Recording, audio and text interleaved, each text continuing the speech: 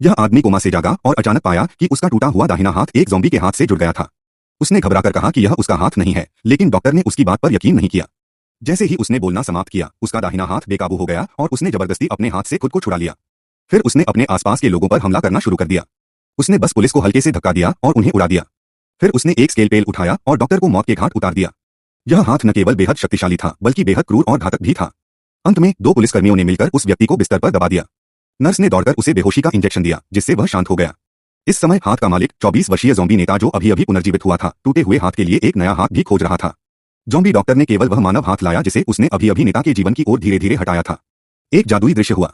काले धुएं के फटने के साथ दोनों हाथों के बीच की हड्डियां और मांस तुरंत एक साथ जुड़ गए। फिर ज़ॉम्बी नेता जल्दी से खड़ा हुआ और अपनी मुट्ठी को कसकर जांचने लगा। यह पता चलने के बाद कि वह स्वतंत्र रूप से घूम सकता है, वह तुरंत द्वितीय विश्व युद्ध में मारे गए सैनिकों को पुनर्जीवित करने और अपनी मृत्यु से पहले अधूरे कार्यों को पूरा करने के लिए एक कब्रिस्तान में आया। उसने अपनी मुट्ठी कसी और उसे ऊपर से जोर से पटक दिया। अनगिनत सफेद रोशनी तुरंत चारों ओर फैल गई। लेकिन कुछ सेकंड के बाद कब्रिस्तान में कोई प्रतिक्रिया नहीं हुई। डॉक्टर ने जल्दी से कब्र से एक हाथ निकाला और नेता को बताया कि उसके सैनिकों के पुनर्जीवित न होने का कारण यह था कि शव पहले से ही बहुत सड़ चुके थे। इसलिए नेता केवल मनुष्यों को अपना लक्ष्य बना सकता था।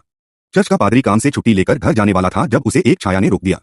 जब उसने दूसरे व्यक्ति को स्पष्ट रूप से देखा तो भागने में बहुत देर हो चुकी थी। पादरी के भाग्य की कल्पना की जा सकती है।